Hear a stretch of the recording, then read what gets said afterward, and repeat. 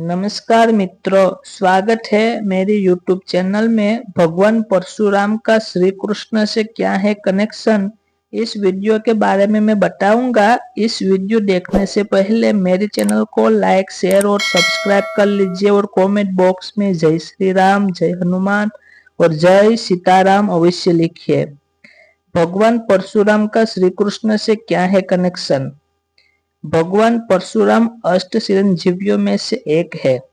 अश्वत्थामा, बलि, व्यास, हनुमान, विभीषण, कृपाचार्य, परशुराम और मार्कंडेय ऋषि, इसी के साथ जामवंत जी भी अजर अमर माने गए हैं। भगवान परशुराम ने महाभारत में अम्बा को न्याय दिलाने के लिए भीष्म पितामह से युद्ध किया था, परंतु इस युद्ध का कोई परिणाम नहीं निकला, क्योंकि भीष्म पितामह को ईसा मृत्यु का वरदान प्राप्त था। इसके अलावा श्री कृष्ण का भी परशुराम जी से खास कनेक्शन था। बहुत कम लोग ही जानते होंगे कि आखिरकार श्री कृष्ण के पास सुदर्शन चक्र कैसे और क्यों आया, अर्थात किस तरह उन्हें सुदर्शन चक्र मिला। कंस वध के बाद श्री कृष्ण को मथुरा छोड़कर जाना पड़ा था। कंस वध के बाद मथुरा पर शक्तिशाली मगध के राजा जरासंध के आक्रमण बढ़ गए थे। मथुरा पर उस वक्त यादव राजा उग्रसेन का आधिपत्य था। श्री कृष्ण ने सोचा, मेरे अकेले के कारण यादवों पर चारों ओर से घोर संकट पैदा हो गया है। मेरे कारण यादवों पर किसी प्रकार का संकट न हो, यह सोचकर भगवान श्री कृष्ण ने बहुत कम उम्र में ही मथुरा को छोड़कर कहीं अन्य जगह सुरक्षित शरण लेने की सोची। दक्षिण में यादवों के 4 राज्य थे, आदिपुरुष, पद्मावत, क्रोशपुर और चौथा राज्य यदुपुत्र हरित ने पश्चिमी सागर तट पर बचाया था। पद्मावत राज्य में वैनिया नदी के तट पर भगवान परशुराम निवास करते थे। वे वहां आश्रम में विद्या देते थे। उनके चमत्कार और शक्ति के किस्से सभी को मालूम थे। बलदाव से विचार विमर्श कर श्री कृष्ण ने निर्णय लिया कि सबसे पहले उनसे ही मिल जाए। सभी यादवों ने कृष्ण और कोयना के संगम में सभी ने स्नान किया। फिर कर हाटक तीर्थ क्षेत्र को पार कर वे वेरिया नदी के परिसर में आ गए। सभी के स्वागत के लिए परशुराम द्वारा भेजे गए कंधों पर चमकते हुए परशु लिए 2 जटाधारी उनके पास आ खड़े हुए। यहाँ तक कि यात्रा में लगभग 1.5 माह बीत चुका था। आश्रम के प्रवेश द्वार पर भृगुश्रेष्ठ परशुराम और चांदीपनि उनके स्वागत के लिए खड़े थे। दोनों ने श्री कृष्ण और दाव को गले लगा लिया। आश्रम में परशुराम ने सभी को फलाहार खिलाया और सभी के रुकने और विश्राम करने की व्यवस्था की। विश्राम आदि के बाद परशुराम ने कहा कि श्री कृष्ण को गोमंतक पर्वत पर रहने की सलाह दी।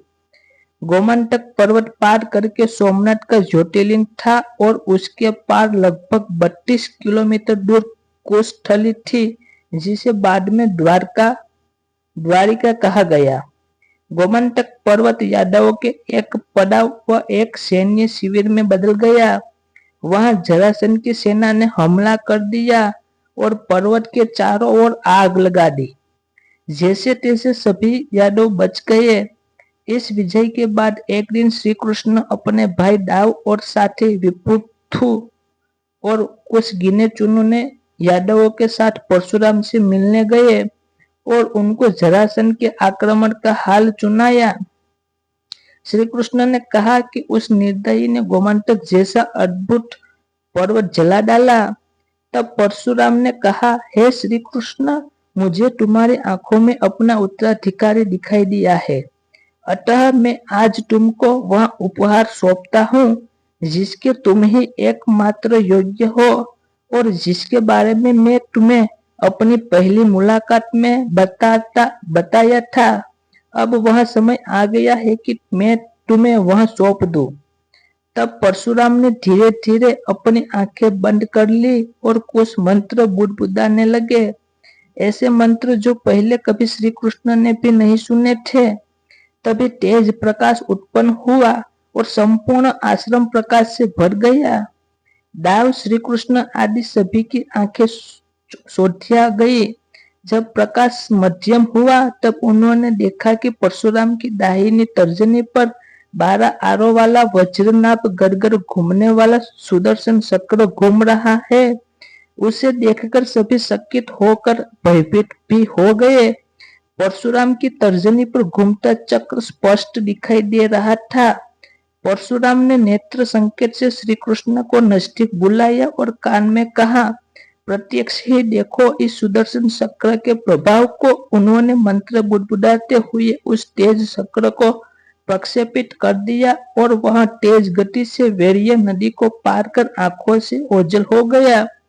कुछ ही देर बाद वह पुनः लौटता हुआ दिखाई दिया और वह उसी वेग से लौटकर पुनः तर्जनी उंगली पर स्थिर हो गया। परशुराम ने पुनः कुछ मंत्र बुड़बुड़ाया और फिर वह जैसे प्रकट हुआ था वैसे ही लुप्त हो गया। तब परशुराम ने श्री कृष्ण को आचमन कराकर उनको सुदर्शन की दीक्षा देकर कहा, आज से मेरे इस सुदर्शन चक्र के अधिकारी तुम हो गए हो। हे वासुदेव, इसकी जन्म कथा तो तुम जानते ही हो। सबसे पहले यह शिव के पास था। इससे त्रिपुरासुर की जीवन लीला समाप्त कर दी गई थी। उसके बाद यह विष्णु, ऐसा बोलकर परशुराम मुस्कुराने लगे। विष्णु क्या है यह मैं तुम्हें क्या बताऊं वासुदेव श्री कृष्ण, तुम जानते ही हो। विष्णु के बाद यह चक्र अग्नि के पास गया। अग्नि ने वरुण को दिया और वरुण से यह मुझे प्राप्त हुआ है। हे वासुदेव, बलराम के हल से इस धरती में बीज बोने हैं और इस सुदर्शन चक्र से इस धरती की रक्षा करनी है। आज से यह तुम्हारा हुआ, जिम्मेदारी से इसका उपयोग करना। श्री कृष्ण और दाव के मुख से सुदर्शन प्राप्त करने वाली घटना सुनकर सत्य की तो सुन ही रह गया था। यादवों ने तो हर्ष का ठिकाना नहीं रहा। उत्सव जैसा माहौल था। अत्यंत हर्ष के साथ 2 दिनों तक भृगु आश्रम में रहने के बाद क्रोशपुर के यादव राजा सारस के आमंत्रण पर उनके राज्य के लिए निकल पड़े। इसकी जैसी मेरी नेक्स्ट रसप्रद वीडियो देखने के लिए मेरे चैनल को लाइक, शेयर और सब्सक्राइब कर लीजिए और कमेंट बॉक्स में जय श्री राम अवश्य लिखिए।